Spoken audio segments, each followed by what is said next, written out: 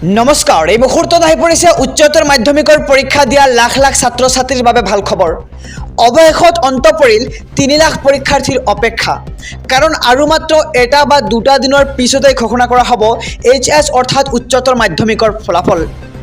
মে মাহৰ 10 তাৰিখৰ পূৰ্বে উচ্চতৰ মাধ্যমিকৰ ফলাফল ঘোষণা হোৱাটো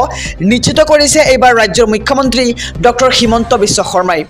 মুখ্যমন্ত্ৰীয়ে উল্লেখ কৰা মতে 10 তাৰিখৰ ভিতৰত উচ্চতৰ মাধ্যমিকৰ ফলাফল ঘোষণা হোৱাৰ পূৰ্ণ সম্ভাৱনা আছে গতিকে সাজু হৈ থাকক সকলো শিক্ষাৰ্থী কিয়নো আৰু মাত্ৰ 3টা দিনৰ অপেক্ষাহে মাত্ৰ 8, 9 আৰু 10 এই 3টা দিনৰ ভিতৰত হঠাৎ ঘোষণা হৈ যাব উচ্চতৰ মাধ্যমিকৰ ফলাফল আৰু এইবাৰ উচ্চতৰ মাধ্যমিকৰ পৰীক্ষাত কলা শাখা বিজ্ঞান শাখা আৰু বাণিজ্য শাখাত অৱতীৰ্ণ হৈছে 3 লাখ শিক্ষাৰ্থী এইবাৰ এই 3 লাখ শিক্ষাৰ্থীৰ ভাগ্যৰ নিৰ্ণয় হ'ব 8, 9 আৰু 10 এই 3টা দিনৰ ভিতৰত আগৰ তুলনাত এইবাৰ এমাহ পূৰ্বে ফলাফল লাভ কৰিবলৈ সক্ষম হ'ব শিক্ষাৰ্থীয়ে কিয়নো 2023 বৰ্ষত 6 জুনত ঘোষণা হৈছিল উচ্চতৰ মাধ্যমিকৰ ফলাফল কিন্তু এইবাৰ প্ৰায় এমাহ পূৰ্বে অৰ্থাৎ 10 মেৰ আগতে ঘোষণা হ'ব উচ্চতৰ মাধ্যমিকৰ চূড়ান্ত পৰীক্ষাৰ ফলাফল আৰু তোমালোকে নতুন ভৱিষ্যতৰ বাবে আগুৱাই যোৱাৰ সময় আহি গ'ল গতিকে সাজু হৈ থকা সকলো শিক্ষাৰ্থী আৰু উচ্চতৰ মাধ্যমিকৰ চূড়ান্ত পৰীক্ষাৰ ফলাফলৰ ওপৰত বহুখিনি কথা নিৰ্ভৰ কৰে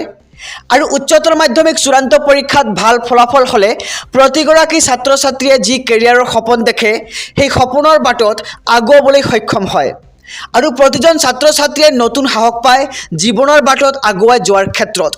সেয়ে উচ্চতৰ মাধ্যমিক চূড়ান্ত পৰীক্ষাৰ ফলাফল অতিকৈ গুৰুত্বপূৰ্ণ এটা ফলাফল বুলি ধৰি লোৱা হয় গতিকে 8, 9 আৰু 10 এই 3টা দিনৰ কোনটো দিনত ঘোষণা হ'ব উচ্চতৰ মাধ্যমিকৰ ফলাফল মুখ্যমন্ত্ৰীয়ে কি ক'লে তোমালোকে এবাৰ শুনি লোৱা আজি চেয়াৰমেনে কৈছে না 10 তাৰিখৰ আগত ৰিজাল্ট দিব আজি চেয়াৰমেনে কৈছে না 10 তাৰিখৰ আগত ৰিজাল্ট দিব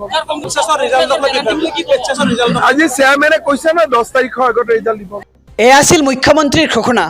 মুখ্যমন্ত্ৰীয়ে পোনপটীয়াকৈ কৈছে যে ইতিমধ্যে শিক্ষা সংসদৰ পৰা ঘোষণা কৰা হৈছে আৰু চেয়াৰমেনে কৈছে যে 10 মেৰ ভিতৰত ফলাফল ঘোষণা কৰা হ'ব আৰু সেই অনুসৰি ফলাফল ঘোষণা হৈ যাব বুলি মন্তব্য ৰাজ্যৰ মুখ্যমন্ত্ৰী ডক্টৰ হিমন্ত বিশ্ব শৰ্মাৰ গতিকে আৰু এটা বা দুটা দিনৰ ভিতৰত 10 বজাৰ লগে লগেই ঘোষণা হৈ যাব উচ্চতৰ মাধ্যমিকৰ ফলাফল গতিকে মই আশা কৰিছোঁ প্ৰতিগৰাকী শিক্ষাৰ্থীৰ ফলাফল যাতে ভাল হয় আৰু আমাৰ চেনেল SB অসম মিডিয়াৰ ফালৰ পৰা সকলো পৰীক্ষাৰ্থীক শুভেচ্ছা জ্ঞাপন কৰিছোঁ ধন্যবাদ।